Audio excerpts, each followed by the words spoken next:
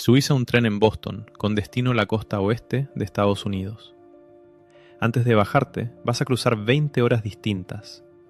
No usos horarios como los de ahora, sino 20 mediodías distintos, cada uno marcado por la posición exacta del sol sobre cada pueblo que atraviesa la vía. Así funcionaba el tiempo en el país entero, hasta que desapareció de un día para el otro. Y la orden no salió de ningún gobierno.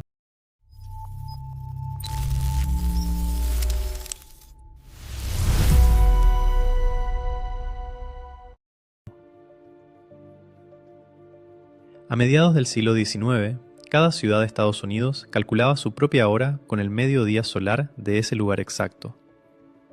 Llegaron a convivir al mismo tiempo más de 300 horas oficiales distintas en todo el país. Mientras cada pueblo llevaba su reloj por separado, eso apenas importaba. Pero el ferrocarril necesitaba que dos trenes supieran, con precisión de minutos, en qué tramo de vía iban a estar exactamente al mismo tiempo. Y esa precisión se volvía imposible si cada estación medía el tiempo a su manera. Los choques por errores de horario no eran una excepción rara, eran un riesgo conocido y cada compañía manejaba sus horarios sin ponerse de acuerdo con la de al lado. En 1881, un grupo de compañías ferroviarias le encargó a un editor de guías de horarios de tren que resolviera el problema de una vez. Su plan, presentado 2 años después en una reunión de ejecutivos en Chicago, era simple en el papel y radical en la práctica. Dividir el país en solamente 4 franjas horarias, cada una separada de la siguiente por exactamente 1 hora, dejando de lado el sol de cada pueblo a cambio de 1 hora común por franja. Ahí mismo se fijó la fecha exacta en la que todo el país, de golpe, iba a pasar de tener 300 horas distintas a tener solamente 4. Ese día llegó un mes después. Un observatorio naval envió por telégrafo una señal exacta a estaciones de tren de costa a costa.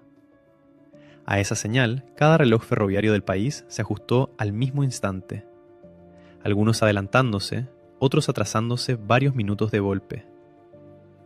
En el borde este de cada nueva franja horaria, el reloj llegó al mediodía 2 veces el mismo día, una vez con la hora vieja y otra, minutos después, con la hora nueva. Por eso, a ese domingo de 1883 se lo terminó conociendo como el Día de los 2 mediodías.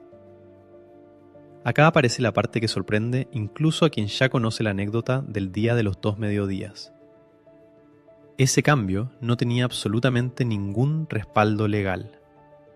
Ningún congreso lo votó, ninguna ley lo obligaba.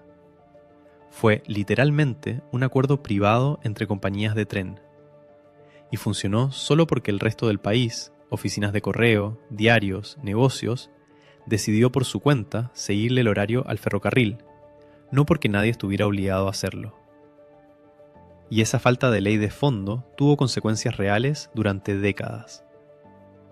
Una ciudad del norte del país, ubicada casi exactamente en el límite entre 2 de esas franjas, se pasó más de 15 años discutiendo qué hora tenía que marcar el reloj de la municipalidad.